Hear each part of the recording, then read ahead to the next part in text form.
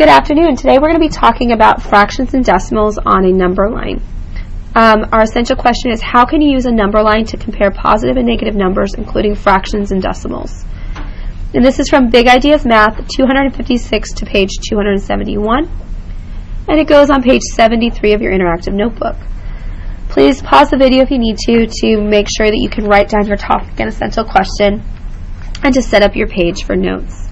Don't forget to leave a place for your 3 questions, because that is worth 5 points of your full note grade.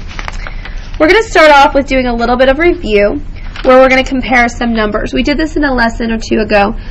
So we're going to start off by comparing the numbers 2 and negative 6. And I'm going to do this on a horizontal number line. So I'm going to make my number line.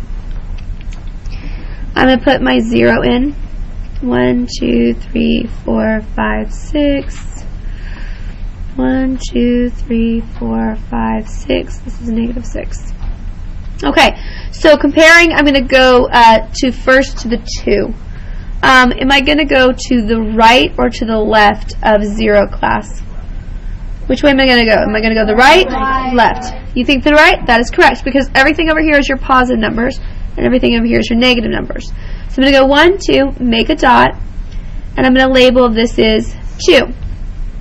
Now I'm going to do our negative 6. I'm going to start at 0. Am I going to go to the right or left of 0, class? Left. Good, because we're going to go to the negative. So all the way over here, so I've actually already labeled it, it's my negative 6. Now, which number comes first on the number line, therefore is the smallest? Julia? Negative 6. So negative 6 is smaller than positive 2. Because anything that's further on this side is going to be smaller than anything over on this side. We also know that any positive number is bigger than any negative number.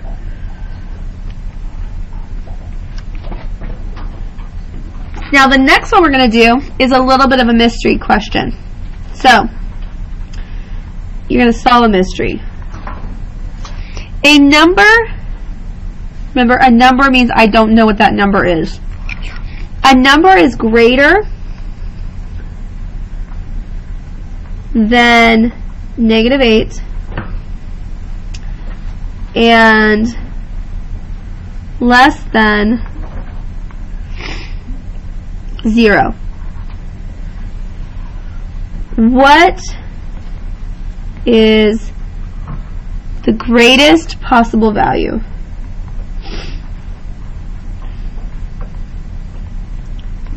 Now, some of you can just figure this in your head and you don't need to use a number line. But what I want us to do is to actually think about it as a number line first, and then I'll call on your answers. So I'm going to actually make a number line here, and just for space, I'm going to once again do a horizontal number line. Now, I want to plug in negative 8 and 0. So I'm actually going to skew my number line over a little bit. You don't always have to put your 0 right in the middle. I know I'm only going to go over a couple over here on the positive, but I know I'm going to have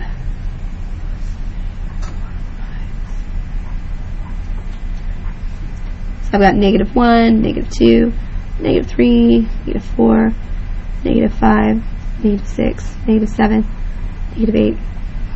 Okay. So, first of all, would anybody like to take a guess as to what the correct answer on this one is? David. I'm sorry, what? Negative 1. I think you're correct. So let's see if we plug it into the number line, if that is true. So it's a number greater than negative 8. So negative 8 is right here. And if it's going to have to be a number greater than that, it's going to be any number that goes this way on the number line, correct? Yeah. Okay.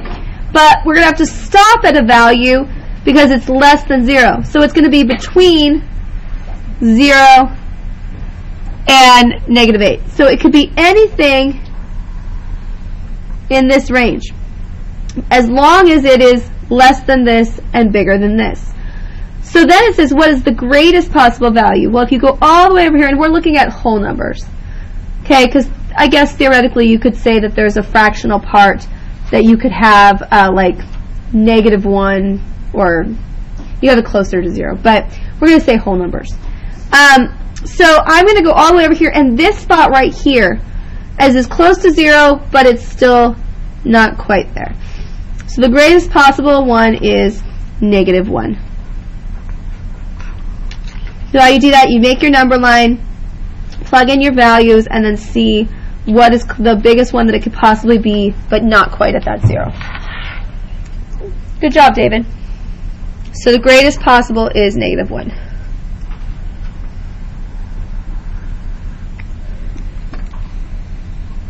Now, we're going to write some definitions, okay?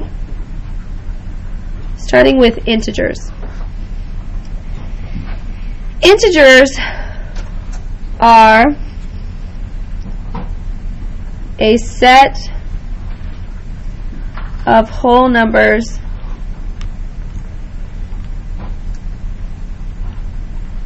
and their opposites. And remember, we're talking opposite signs. So another thing that we need to remember is opposites, since we're talking about opposites. And opposites are numbers that are the same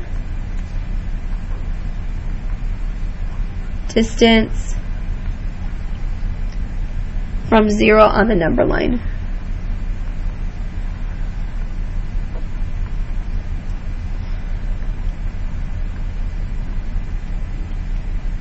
But are on opposite sides.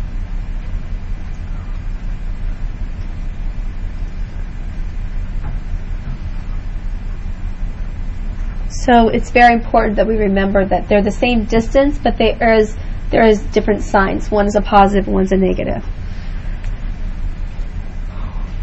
So let me push this up a little bit. So, for example, if I wanted to do a vertical number line this time, and I wanted to have, here's 0, positive 3, 1, 2, 3. Notice that there's 1, 2, 3 spots to 0, and here we have 1, 2, 3 spots to 0. They are opposites. So positive 3 and -3 are opposites.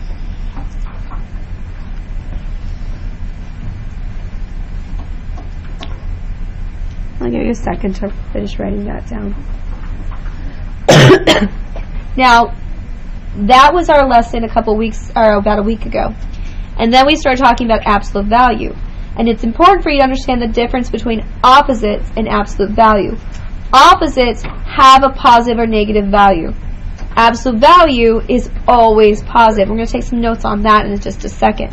But it's really important to understand that as long as they're the same amount of spaces from 0 on each direction and they have that opposite sign value, you've got an opposite. Which makes sense if you think about it. Opposite signs, opposite. Okay, so we're going to go to page 72. And on page 72, we're going to do some graphing of fractions.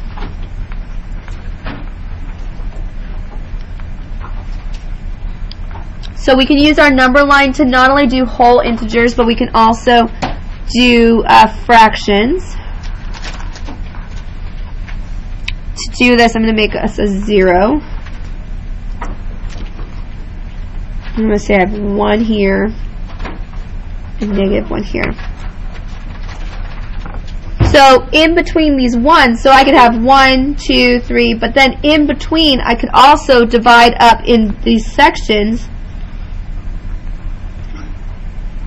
into smaller sections and say, okay, between 0 and 1 I also have 1/4, 2/4, 3/4, and then I have 1.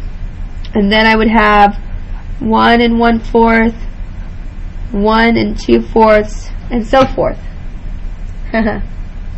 So forth is a stupid joke, but I got it.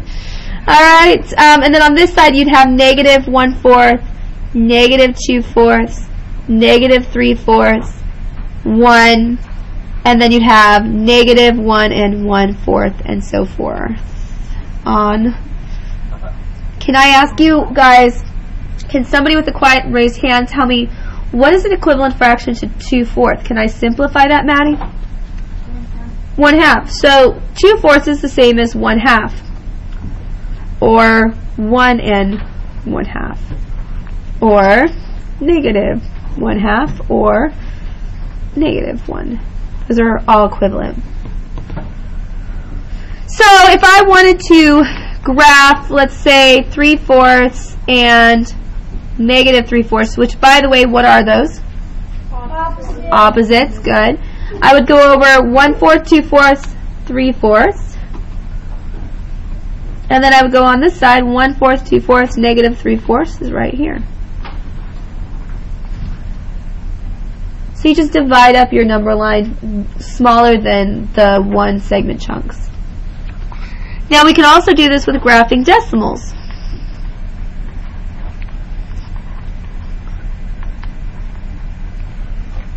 When graphing decimals,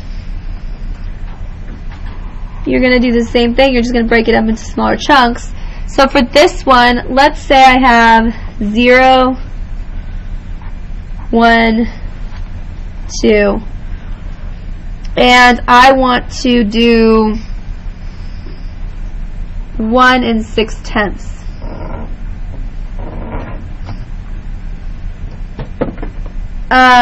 So I need to take, first of all, what two whole numbers would 1 6/10 be between? Raise your hand if you could tell me.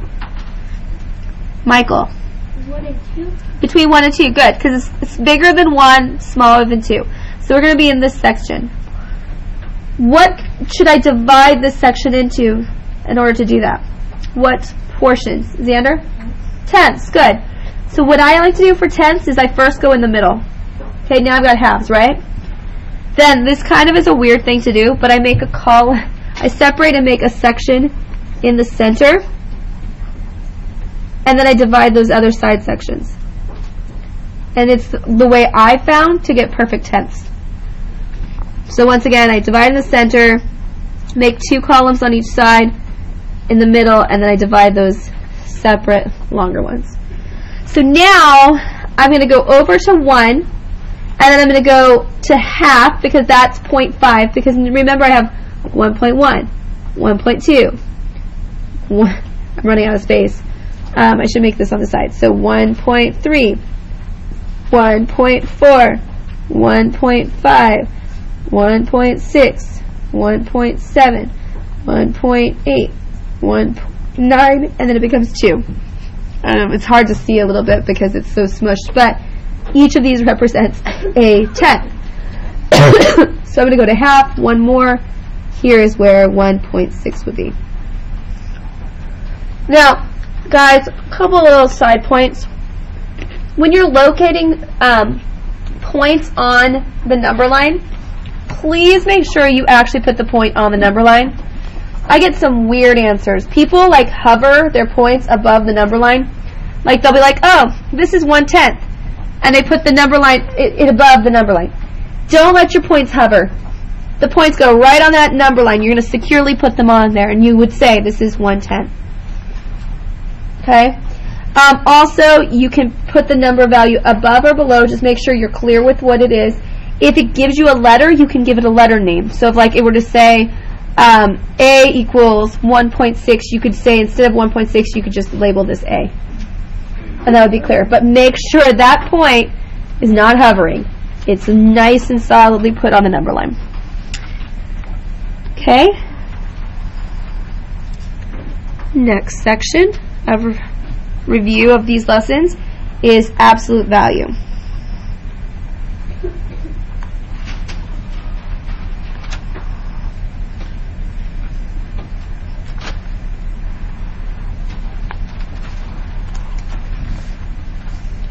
You know what, I just remembered.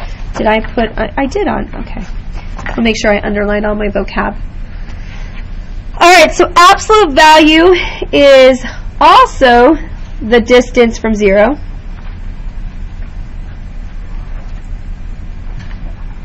So it's the distance between a number and 0 on the number line.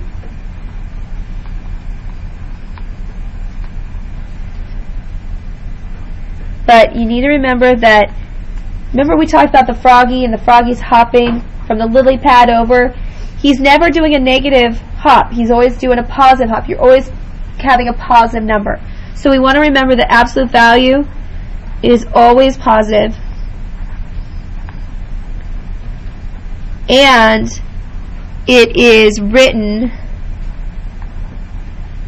with these brackets, these absolute value brackets. And I'm just going to show you one with a variable. So it would have like the absolute value bracket and then the number inside. So, if we were to draw a number line,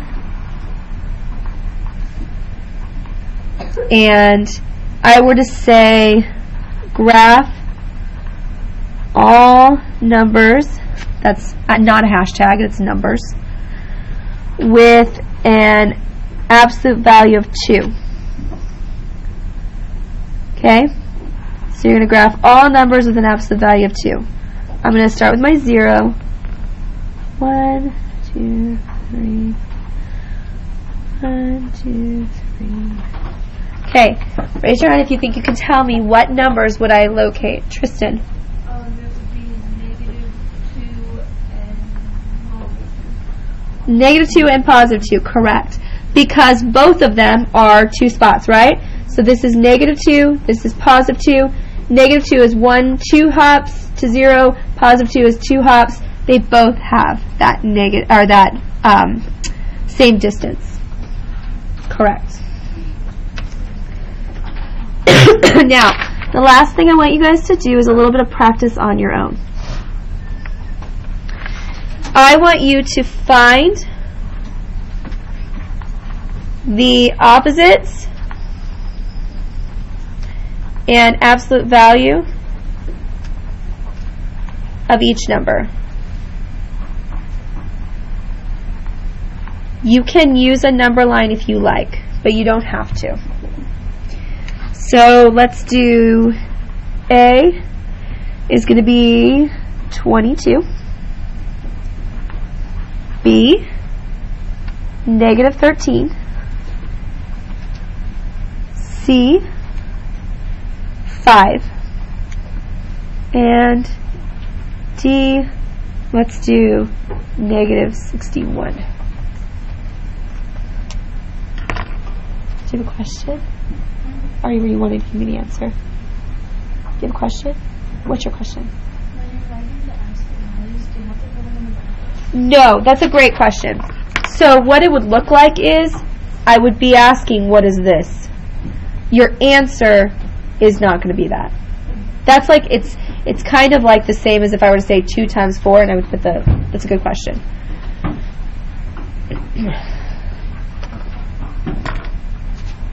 Yes, Dominic? When you put always positive and it's written as that, you put 2 S's again.